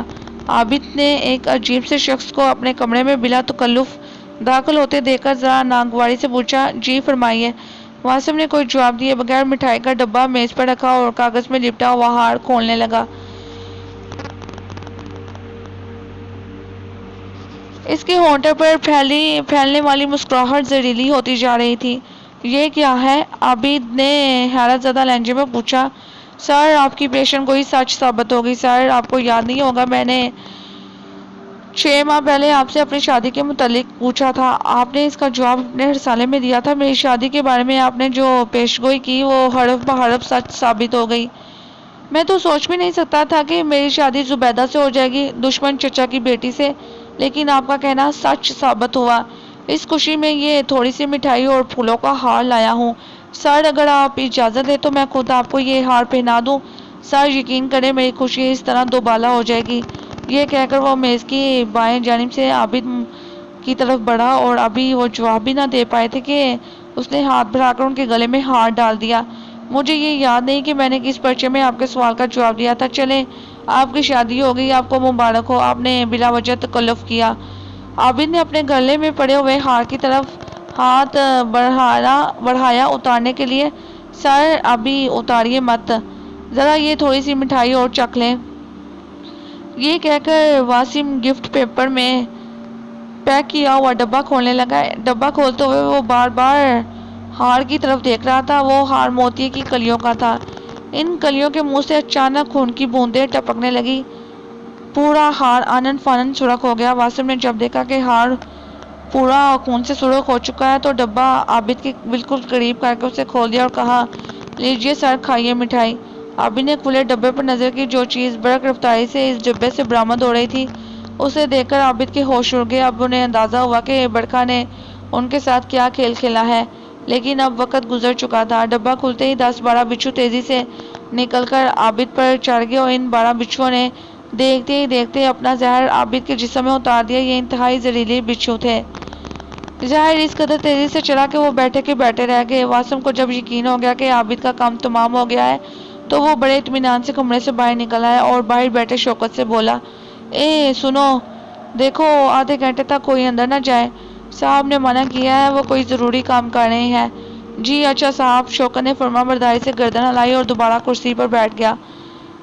واسم تیزی سے زینے کی طرف بڑھا اور جلدی جلدی سیڑھیاں اترنے لگا۔ اس وقت ناصر مرزا اوپر آ رہا تھا۔ دونوں کا ٹکراؤ سیڑھیوں پر ہوا۔ دونوں نے ایک دوسرے کو گہری نظروں سے دیکھا اور پھر دونوں اپنے اپنے رستوں پر ہو لیے۔ جب ناصر مرزا عابد کے دفتر کے نزدیک پہنچا تو اس نے شوکت کو حسب معمول کرسی پر بیٹھا پایا۔ وہ ایک سیدھا سادہ ملازم تھا، اپنے کام سے کام رکھنے والا۔ ناصر مرزا سے وہ اچھی طرح واقف تھا۔ اسے دیکھ کر اطمینان کھڑا ہو گیا۔ کیوں بھائی شوکت، کیسے ہو؟ ناصر مرزا نے پوچھا۔ صاحب جی میں ٹھیک ہوں، صاحب اندر ہے، کچھ کام کر رہے ہیں، شوکت نے بتایا، مگر اسے یہ کہنے کی جرات نہ ہوئی کہ آپ اندر مت جائیے۔ اچھا میں دیکھتا ہوں، یہ کہہ کر وہ دفتر میں داخل ہو گیا۔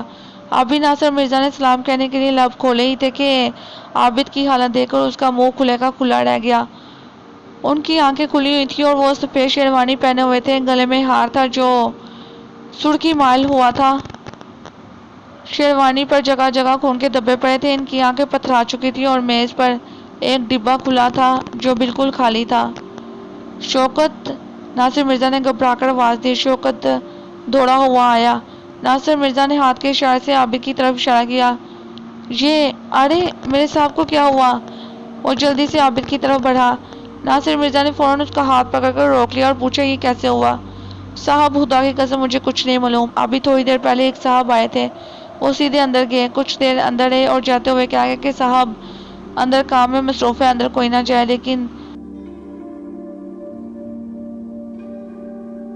لیکن تم نے تو مجھے اندر آنے سے نہیں روکا۔ صاحب میں آپ کو اندر آنے سے کیسے روک سکتا تھا؟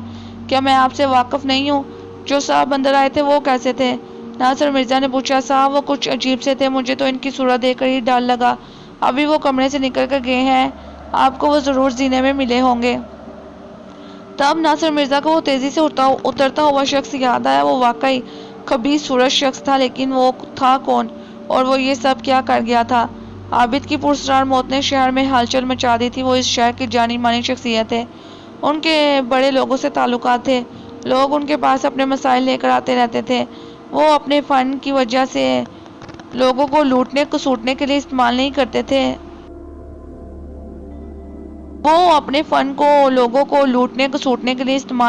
تھے، وہ ایک مثبت آدمی تھے، دولت کا لالچ ذرا بڑھ بھی نہ تھا۔ پولیس نے اس کیس میں خاصی سرگرمی دکھائی، لیکن تفتیش آگے نہ بڑھ سکی۔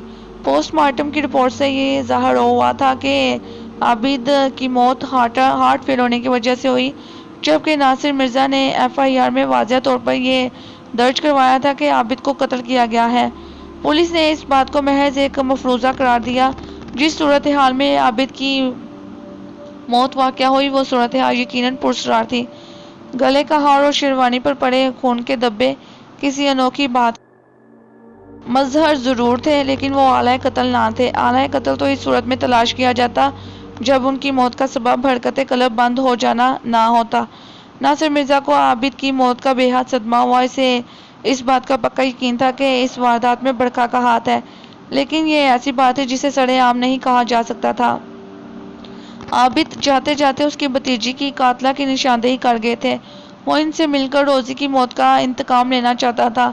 وہ منصوبہ بندی کرنے آیا تھا، لیکن برکھا نے عابد کو اپنے بارے میں انکشاف کرنے کی فوری طور پر سزا دے دی تھی۔ ناصر مرزا اب اس میدان میں تنہا رہ گیا تھا، لیکن وہ ہمت ہارنے والوں میں سے نہ تھا۔ اپنا شکار ڈھونڈ کر مارنا اس کی فطرت میں شامل تھا۔ دن کا وقت تھا، اس وقت 11:05 ہو رہے تھے۔ ساحل عمر ڈائننگ ٹیبل پر بیٹھا چائے پی رہا تھا اور ایک میگزین کا مطالعہ کر رہا تھا۔ اس وقت ٹیلی فون کی گھنٹی بجی۔ کلائی پر بندھی گھڑی پر نظر ڈالی۔ یہ ایک خاص وقت تھا، اگرچہ اب یہ وقت خاص نہ رہا تھا۔ ورشا اب کسی وقت بھی بات کر لیا کرتی تھی، پھر بھی اس نے سوچا کہ ورشا کا فون نہ ہو۔ اماں کچن میں مصروف تھی، مرجینا گھر کی جار پونچھ میں لگی ہوئی تھی۔ اس نے سوچا وہ خود ہی ٹیلی فون اٹینڈ کر لے۔ اپنے بیڈ روم میں جا کر اس نے ریسیور اٹھایا اور اپنے مخصوص انداز میں جی کہا۔ ہائے رنجن، ورشا کی کھنکدار ہنسی سنائی دی۔ یہ وہ ہنسی تھی جو اس کی سماعت میں رس گھول دیتی تھی۔ ہاں ورشا کیسی ہو؟ ساحل عمر نے پوچھا۔ میں مروں یا جیوں تمہیں کیا؟ اس نے شکوہ کیا۔ کیا ہوا؟ مجھے دوست کہتے ہو لیکن سمجھتے نہیں، اسی لیے دوستوں کا سا سلوک نہیں کرتے۔ آخر ہوا کیا ہے؟ خیر ایسا تو نہیں۔ ایسا ہی ہے میرے رنجن، ایسا ہی ہے۔ تم ایک بے مروت شخص ہو، شاید اب تم مجھ سے ملنا نہیں چاہتے۔ ورشا نے صاف گوئی سے کام لیا۔ یہ بات ٹھیک تھی کہ ساحل عمر اب واقعی اس سے ملنا نہیں چاہتا تھا۔ جب سے عابد کی موت واقع ہوئی تھی، اس موت پر برکھا کا ہاتھ نظر آ رہا تھا، تب سے وہ اور محتاط ہو جانا چاہتا تھا، لیکن عملاً وہ ایسا کر نہیں سکا تھا۔ جب ورشا کا فون آ جاتا تو وہ اس کی آواز سن کر یہ بھول جاتا کہ یہ وہ لڑکی ہے جس سے آئندہ نہیں ملنا۔ ملنے سے انکار تو دور کی بات ہے، وہ نہ ملنے کا کوئی بہانہ بھی نہیں بنا پاتا۔ اس کا فون آنے پر وہ کسی سودے ہوئے شیر کی طرح اس کے قدموں میں جا بیٹھتا۔ اس وقت بھی یہی ہوا، باوجود انکار کی خواہش کے وہ یہ نہ کہہ سکا کہ ہاں اب میں تم سے ملنا نہیں چاہتا، بلکہ اس نے کہا بھلا ایسا ہو سکتا ہے؟ میں جانتی ہوں تم کبھی مجھ سے ملنے سے انکار نہیں کر سکتے، وہ بڑے اطمینان سے بولی۔ اس کے لہجے سے خوشی جھلک رہی تھی۔ ایسا کیوں؟ ساحل عمر نے سادگی سے پوچھا۔ ایسا اس لیے میرے رنجن کہ میں تمہارے اندر گھسی ہوئی ہوں، تمہارے دل میں، میں تمہارے خون میں گردش کر رہی ہوں۔ اور شرارت امیز انداز میں ہنسی۔ یہ بات تو شیطان کے بارے میں سنی ہے کہ وہ انسان کے خون میں گردش کرتا ہے، ساحل عمر نے کہا۔ چلو شیطان سمجھ لو مجھے، تم جانتے ہو کہ میں شیطان کو کس قدر پسند کرتی ہوں۔ کہیں میرے اندر بھی تو تمہیں کوئی شیطان نظر نہیں آتا؟ تم تو بڑے شیطان ہو۔ اس نے یہ بات بڑے پیار بڑے لہجے میں کہی اور زور سے ہنس پڑی۔ پھر چند لمحے توقف کر کے بولی، اچھا ہاں، کہیں باتوں باتوں میں اصل بات بتانا ہی نہ بھول جاؤں۔ اصل بات وہ کیا؟ تمہیں آج ممی نے بلایا ہے چائے پر، اس نے معنی خیز لہجے میں کہا۔ ہاں یوں ہی سمجھو، ورشا نے ہنستے ہوئے کہا۔ آؤ گے نا؟ تمہاری ممی سے میں آج تک نہیں ملا، پتہ نہیں ان سے ملتے ہوئے دل کیوں ڈر رہا ہے۔ میری ممی بہت پیاری ہے، آج تم ان سے ملو گے تو سارا ڈر دور ہو جائے گا، پھر انہی کا کلمہ پڑھنے لگو گے۔ وہ ہنس کر بولی۔ اچھا؟ ساحل عمر نے حیرت بڑے لہجے میں کہا۔ ممی آج 4:30 بجے تمہارا انتظار کریں گی، آؤ گے نا؟ میں نے تمہارا گھر نہیں دیکھا، ساحل عمر نے بتایا، میں تمہیں خود لینے آؤں گی، اس نے کہا۔ چلو ٹھیک ہے، وہ راضی ہو گیا۔ پھر وہ پروگرام کے مطابق وقت مقرر پر اسے لینے آ گئی۔ ساحل عمر نے خود جا کر گھر کے گیٹ پر اس کا استقبال کیا۔ آج وہ جینز اور شرٹ میں تھی۔ جینز اور شرٹ میں ساحل عمر نے اسے پہلی بار دیکھا تھا، وہ بے حد سمارٹ لگ رہی تھی۔ وہ جس طرح کا چاہے کپڑا پہن لیتی اس پر لباس کھل اٹھتا تھا۔ اسے دیکھتے ہی ورشا نے بے تکلفی سے اپنا ہاتھ آگے بڑھایا۔ ہائے رانجن۔ ہائے ورشا، ساحل عمر نے اس کا نرم ملائم ہاتھ تھامتے ہوئے کہا۔ آؤ۔ گھر میں آ کر اس نے اماں سے سلام دعا کی اور پھر ٹی وی لانچ میں بیٹھ گئی، جبکہ ساحل عمر کا خیال تھا کہ وہ بیڈ روم میں جا کر بیٹھے گی۔ ساحل عمر کا خیال ٹھیک تھا، وہ واقعی بیڈ روم میں جا کر دم لیتی، لیکن وہاں رشا ملو کی تصویر لگی ہوئی تھی۔ اس تصویر سے وہ الرجک تھی۔ اس تصویر کو دیکھ کر اس کے دل میں آگ سلگ اٹھتی تھی۔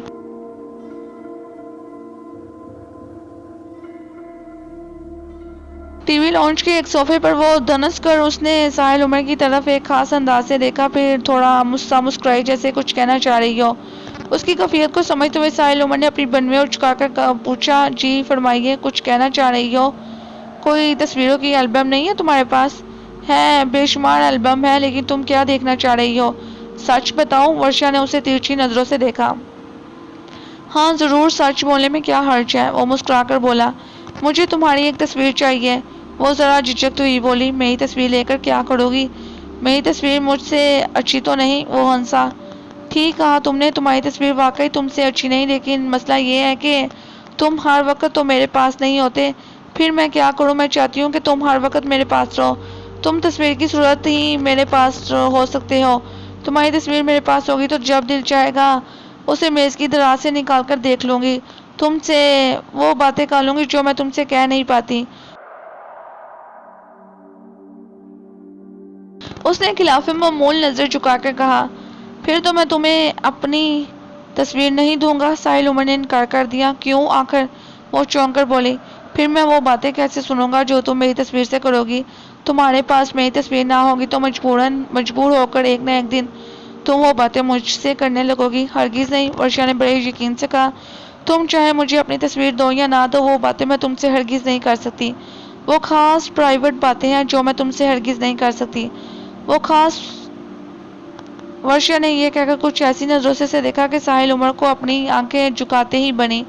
اچھا پھر میں تمہیں اپنی البم دکھانے کی بجائے اپنی لیٹسٹ اتری ہوئی تصویریں دکھا دیتا ہوں، ان میں سے کوئی پسند کر لینا، ساحل عمر اٹھتے ہوئے بولا۔ بالکل ٹھیک، ورشا ایک دم خوش ہو کر بولی۔ یوں تو میرا جی چاہ رہا تھا کہ تمہاری ساری البمیں دیکھوں، لیکن اس وقت جلدی ہے، ممی گھر پر انتظار کر رہی ہوں گی۔